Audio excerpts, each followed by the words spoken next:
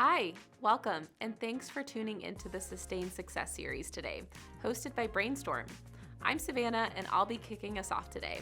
If this is the first session you're joining, remember that this is a 6-part series running weekly through mid-November.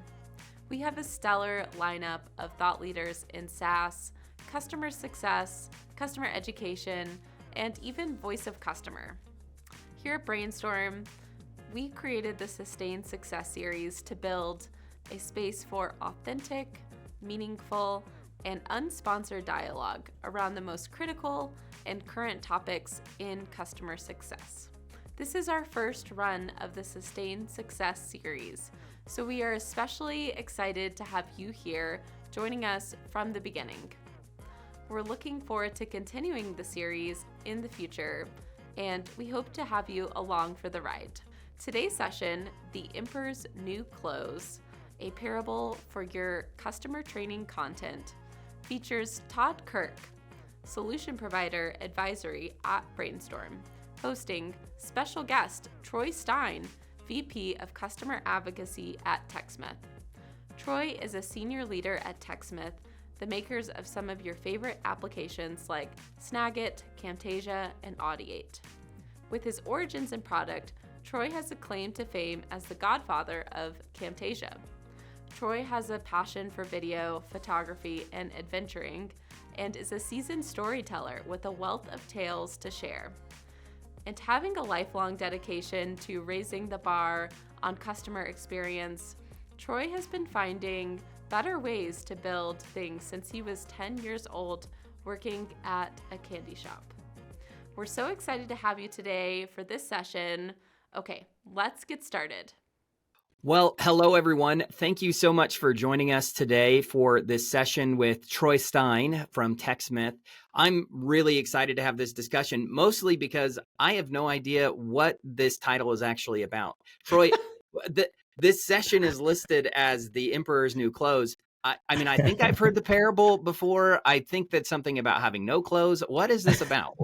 Help us understand a little bit more about who you are and what this session is supposed to be about today. I come fully clothed. I even wear pants. You never know nowadays. But yeah, so I work for Techsmith Corporation. Quick summary, we make software for screen recordings and for screen video, screen images, making documentation and tutorials. Software Snagit and Camtasia. And we, the reason I chose that title is because of an experience we had where metaphorically we felt pretty naked when we realized we didn't do something well. The story is told about an emperor who gets bamboozled by a couple of guys who are like, hey, we have this really beautiful fabric. It's a little expensive, but it's pretty beautiful. And in fact, it's so beautiful that only people with really, really good taste, only those people can actually appreciate it. And so he's playing to the emperor's pride, right?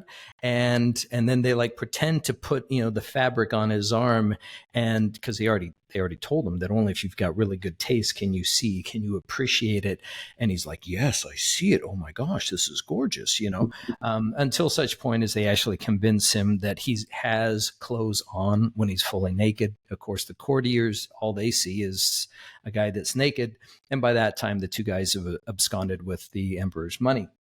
But that feeling of feeling naked, and maybe it connects with me. I don't know about you, but like, do you have a dream that like a reoccurring dream? Okay, so I've definitely had reoccurring dreams where I feel exposed, or like feel like I'm a fraud, or like I haven't been successful.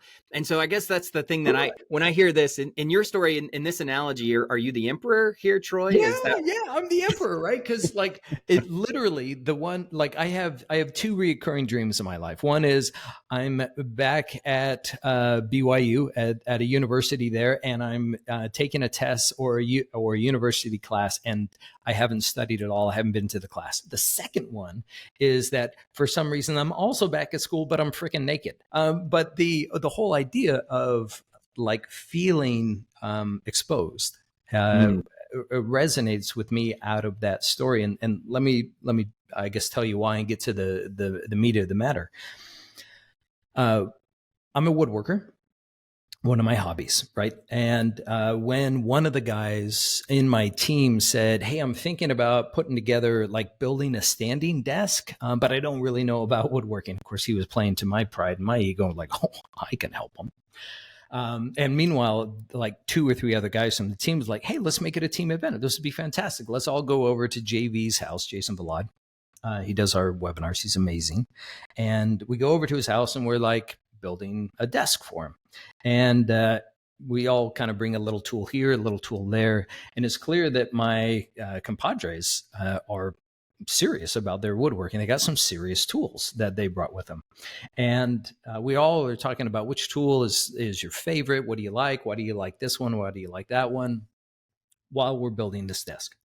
One of them says, I didn't bring it, but one of my favorite tools is called a Kreg tool, Kreg. And hadn't heard of it myself. And he explains that, they're mostly used for putting 2 pieces of wood together. Simply said, right? By the way, I don't think I realized. I'd seen Kreg tool in your notes, and now it's starting to like. Oh, I know what that is. Okay, sorry. Keep going with your story. No, so woodworking tools, right? And after we finish up this guy's project, I start looking it up, and my friend who is really sort of evangelical, my coworker who's evangelical about the Kreg tool is like, you really need to check out their site. So I did. And on their site, of course, you can find relatively easily what tools to buy. But as easily, you can find out what to make with those tools. And what was the naked moment for me was, and my company makes tutorial videos that shows people how to use the software. But admittedly, we don't show, or at least at the time, we didn't show anybody how to make anything. They swung the pendulum so far that it was almost impossible at the time that we were checking them out. You couldn't even find out how to use the tool that you bought. But you could freaking learn how to build a bed or a cabinet or a shelf or a spice rack or just about anything. Hundreds and hundreds of projects. And I felt embarrassed, to be honest. That sort of naked feeling of, I am exposed. I can't believe that of all the work we've done, and we do great work. Don't get me wrong. Our tutorials are top shelf in terms of like accuracy, engagement. We put a little bit of personality into it, right? They're really good. But we don't do anything to show people how to use our software, say, to make a software demo, or talk them all the way through making a tutorial video or an internal training video, or, there's lots of these use cases, lots of scenarios, and we had bupkis on them. So Troy, yeah, go ahead. Man, okay. So one of the things that is sticking out to me here in this story, and I think is starting to connect dots for me more, when you mentioned feeling exposed in large regard, I think one of the things that's bad about the whole story of the emperor and his new clothes is the fact that the emperor's own hubris gets in his way from seeing the fact that he's naked. But what's worse is that he in the end is he's exposed and looks worse than everyone else, even the lowest person in the entire society, right? Yeah. And for you, it sounds like, and for context for people who don't know, so Troy, your role there is over customer advocacy. So your job is to actually see the role of the customer in from a client success perspective, making sure that you're supporting the customer with the things that they need.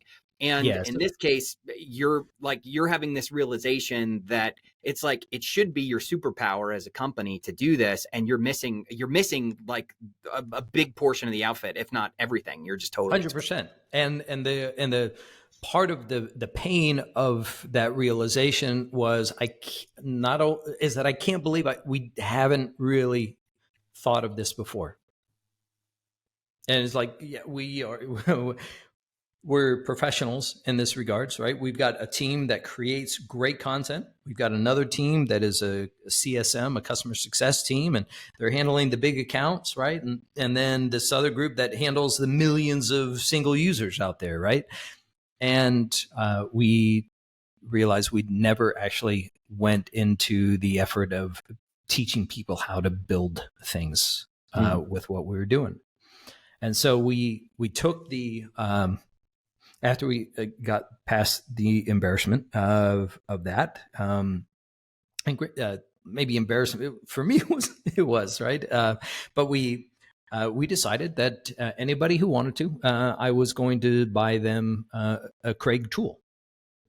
And so we spent about $1,000 on Craig tools between the group, and we said, all right, this Friday we're going to get together. We're going to build something together. So we brought our tools together, and we purposely all just sort of like got pieces that could work on this one project.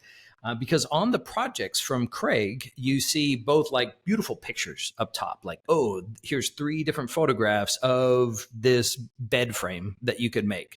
And then here's all the tools you're going to need. Here's the cuts you're going to make. Here's the step-by-step. And also, by the way, here's a little video about how to do it. So we're like, great, let's do this together. Because if we think that people want to learn how to use your product for an outcome, not just learn how to use the tool, how to do this feature and that feature and how to click. So we're like, great, we're going to actually follow their steps. So we got together and we fumbled our way through a project. It was good. It wasn't killer, but the concept was like, there's something here, right? We all left feeling, oh, we made something, right? We happened to make cornhole, the bag toss game, Oh, nice, of course. Which also made for nice team events later on. But we thought, okay, there's something here, but maybe we don't understand everything that's part of it.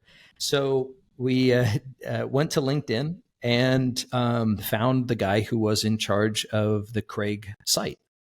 And he's the one that put all of this content together. And after a lot of gentle persistence and even bribing, like, can we talk to you? Can we figure out what you're doing? And the cool part of it is, like, he was his name was Paige Smith, the director of Craig, and he was like, we actually got our inspiration from a King Arthur flower company. They're like, and I was like, how? What? And he's like, oh, it's simple. They try to sell flour, but it's not selling the flour, it's what you can do with the flour. And so they show you recipes. And like, oh my gosh. Okay, now I felt even dumber, right? Because like that's also like a stupid, simple concept. But he talked about, that they have been able to get hundreds of thousands of people to subscribe to their projects. And that they measure the ROI by the Net Promoter Score, the NPS, from people coming into their not their forums, but their site, so that people can check out their projects and they subscribe. And he's like, yeah, our marketing team knows a lot about the value of 100,000 subscribers. So we ended up shopping the idea around. We showed the Craig site. We created a mock-up of what it might look like on our site, and we began to shop it around internally. And it kind of surprised me how passionate the sales and marketing folks were. They were like, oh my gosh, this would be fantastic, because I can not just talk about our product, but I can talk about to an audience and to what they want to accomplish and what they want to make. So originally I was like, okay, we're going to do an experiment. We're going to do like 10 of these projects. And everyone's like, yeah, money's a little tight. Why don't we scale that back? So anyways, we chose 5. And I went and because my team is super busy, and because I wanted some outside perspective on it. Like if I'm going to make a video about how to create a social media vertical video, it's kind of a different use case than what my team does. I'm going to get somebody from YouTube who does that kind of thing. So I got a bunch of YouTubers. I got a couple of instructional designers, and the YouTubers, I had to teach them how to be more like an instructional designer. The instructional designer, I had to teach her how to be more like a YouTuber, and trying to kind of feed a little bit of or cross pollinate, and at the same time try to get them all sort of wrapped around the concept of what we're trying to make. And I really did. I tried to replicate a lot of what Craig did, which was like, I didn't have photographs of a bed, but the first thing they saw to the page is, hey, everybody, welcome. This is Troy. I am going to show you how to make this thing. Let's roll the film, and so that you can see what this is going to look like. Right. So we did a little bit of a teaser video up top, and then you broke it down step by step by step, like here's how to do this thing. And we ended up over a course of a couple months producing a bunch of content for folks. Troy, okay. So first of all, I will say, our team, whenever they pulled us together, they didn't tell me much about the story. So this is I'm an equal rights new audience member, like the other people listening to this. Sure. For me, I'm having a lot of dots being connected in my brain. And so I don't know if our listeners are feeling the same or having these same aha moments, but I'm having a couple of things coming to my mind. So I wanted to share with my thoughts and let you know what I'm thinking. So first of all, I think at the start of your story, the thing that came to my mind is that if you've ever heard the old adage that people don't buy a drill, they buy a hole. I don't 100%. Know if you've ever heard that story. Yeah. So that's the first thing that came to my mind, is that I think for a lot of software companies, people think that they're selling a tool, but they're not. Yeah. They're selling some result. And people don't buy software because they know they need to have software and they want to display it in their garage to look really nice. They buy it because they're trying to make it look, or they're trying to accomplish some specific goal, and they're trying to drive a specific outcome. And unless they can not only envision that and know that they want to do that, because like I said, if I buy the drill and I want to make a hole, that's great. But if I don't know how to make the hole, then that doesn't matter either. And a lot of times the customer knows neither of them. They know like this is a valuable tool, but that doesn't mean they know exactly how to do it. So that was my first takeaway, is like you're trying to sell a result, an outcome, not necessarily just a tool. Yeah. Keep going. I'm taking notes so I can address each one of them. What's the next one? I love that. So that was my first one. The second one that I actually really loved about your story, and this is maybe more of just an idea that came to my mind, is the fact that I think we oftentimes assume that the answers to our problems are going to be found directly from our peers, meaning this is a client success series. So most of the people who are participating in this come from a client success background. But what I think that's so awesome about your story is that you had an aha moment that you weren't supporting your customers. And that didn't come by talking to another client success professional at a different company, or, someone who thinks the same way as you. It came from learning about a hardware tool, and that hardware tool learned about it from a food ingredient. And then that all of a sudden created all these different connections. So my other takeaway is the fact that I think we need to be better as technical professionals to have our eyes open to learn and see connections in other parts of our lives or in other parts of our other industries, which I think will help us ultimately to find better solutions. Oftentimes the solution doesn't come directly because of something that, like, my peer who thinks the same way as me, like if we're just going to end up telling ourselves we'll be in an echo chamber, essentially. So that was my second takeaway. Get out of an echo chamber and focus on a result. Love it. Let's start with the first part on the result. What I do sometimes is when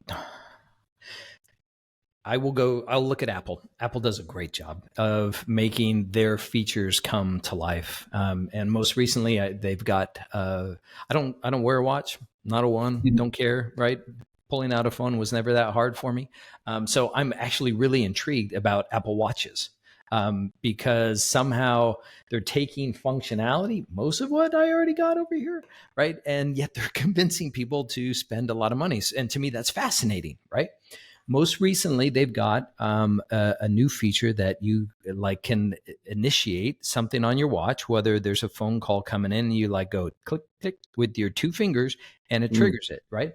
But it would be simple enough for someone to just say that. This is what we can do. No, of course, Apple makes a 1-minute video that like tells a story of a million different people in 1 minute and how, a beekeeper could still do this with their, head, anyways, with a hat on, or somebody could sleep and they could two tap and they could snooze their alarm, but they make it all very real. And when we were doing the content, the challenge that I had, and one of the reasons why it took us a little extra time, is people would start making that teaser reel, because in my mind, nobody wants to start a project if what you're showing them isn't really fantastic, right? I don't want to make, what do I know, a cabinet or a shelf or a bed frame if it doesn't, in my mind, look good. And I don't want, somebody's not going to want to join me on this step-by-step process of building, say, a vertical video for social media if it doesn't look fantastic. So I was often going and saying, okay, this is good, we can do better. And I was having to teach even some of these YouTubers and some of the instructional designers a little bit more design ethos and leveling up, because I don't think that an average customer success manager or an average instructional designer necessarily has the design chops.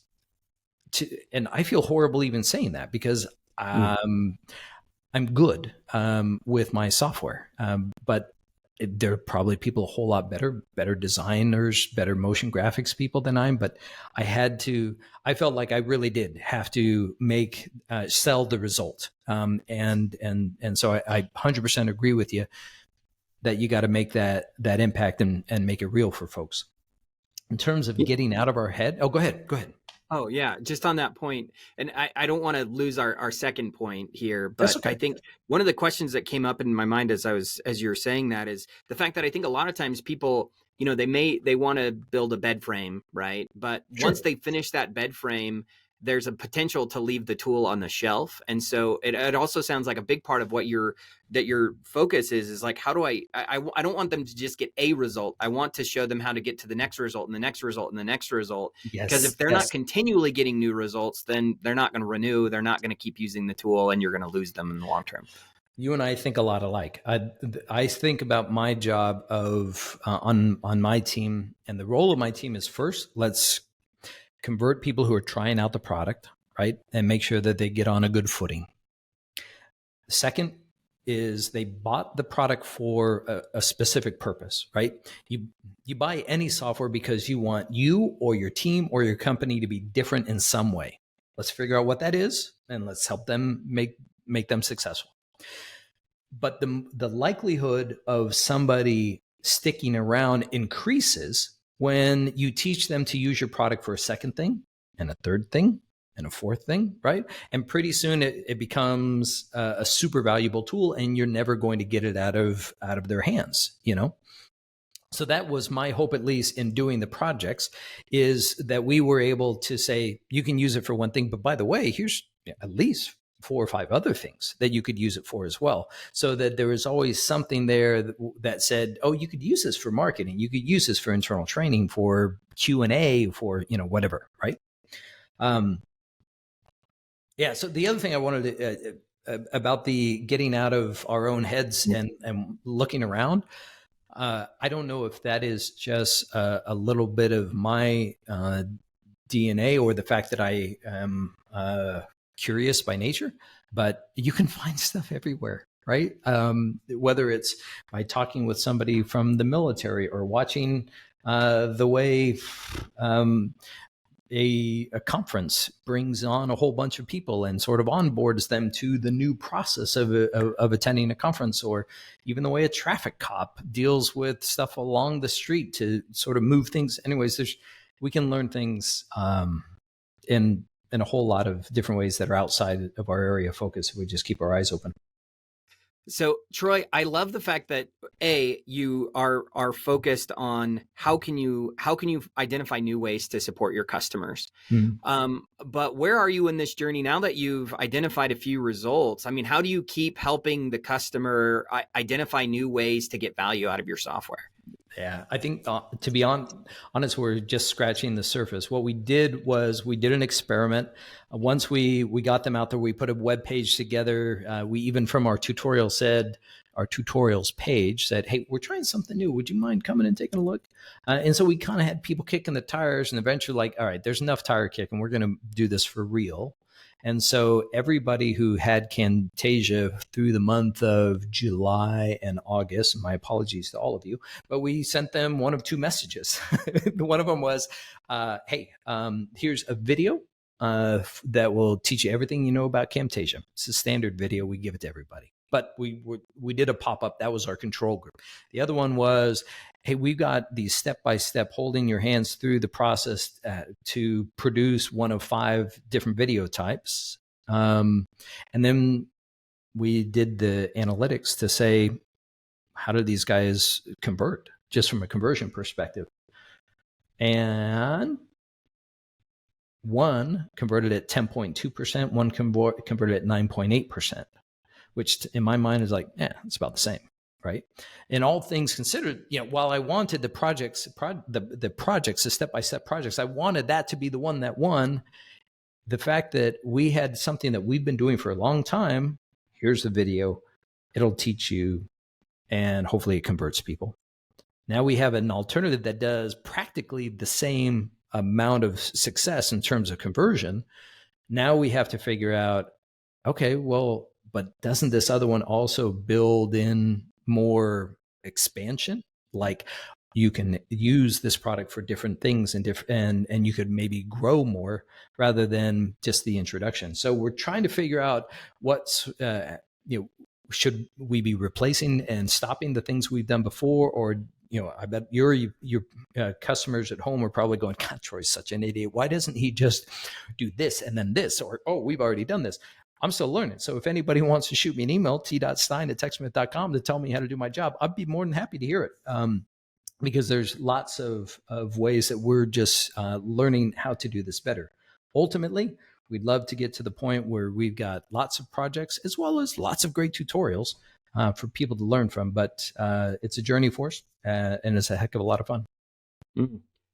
Troy, it's awesome. By the way, for those of you who want to connect with Troy, make sure you do. He's on LinkedIn. He posts great videos, so you can see a lot of his examples of him trying this challenge.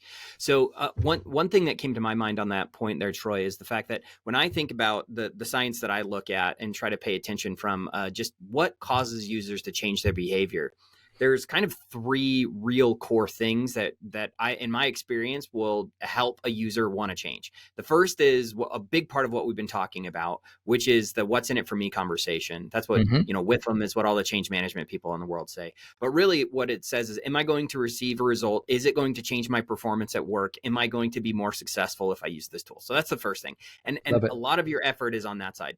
The second thing is the perception around its difficulty level. So if one is about getting value, the other is about trying to get effort and lowering the perception of effort. So if you can make it easier for the user to get the result, then they're going to be more likely to take a look. And then the third one, and this is the one that I find most especially helpful for people if they are in a enterprise context and they sell B2B software, is the fact that users are really cognizant about what their peers are doing. So what that means is social pressure has an influence, and how a user receives a message, where it comes from, who's telling them to do it, that makes a big difference as well. And so so it's kind of those 3 things, right? Is like, is it going to impact my performance? Is it going to make my life easier? And can I get that result easier is probably a better way to say that. And then is there social influence that is pressuring me or encouraging me to change my behavior? And if those 3 things occur, you have a much higher likelihood of people actually changing their behavior.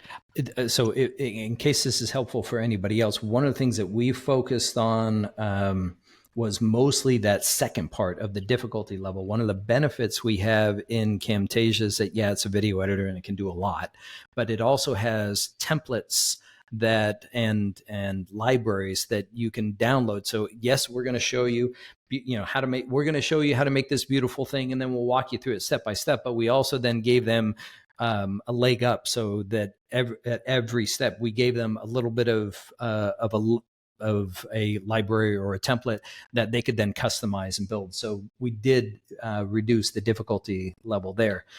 I think the idea, though, of being able to say, in my humble opinion, I want everybody who uses my software to get a bonus or an attaboy from their boss, right? That's what I want them to do when they finish one of our projects, is to say, look what I made. And the boss go, freaking awesome, right? Here's a bonus, something like that.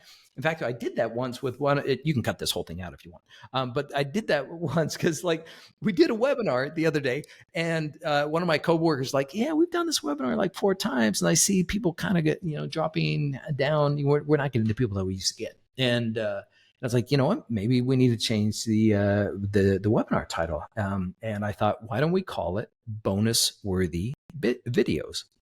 And so I sent an email off to the people who had attended the last one. I was like, I'm thinking of changing this title, but I don't know if I'm blowing smoke by even thinking that a video could be bonus worthy. And I got emails back like, I got a bonus for my video, and I was like, damn, we did it, And that feeling of getting somebody to actually nail it, and helping them to nail that result, I think it couldn't be better.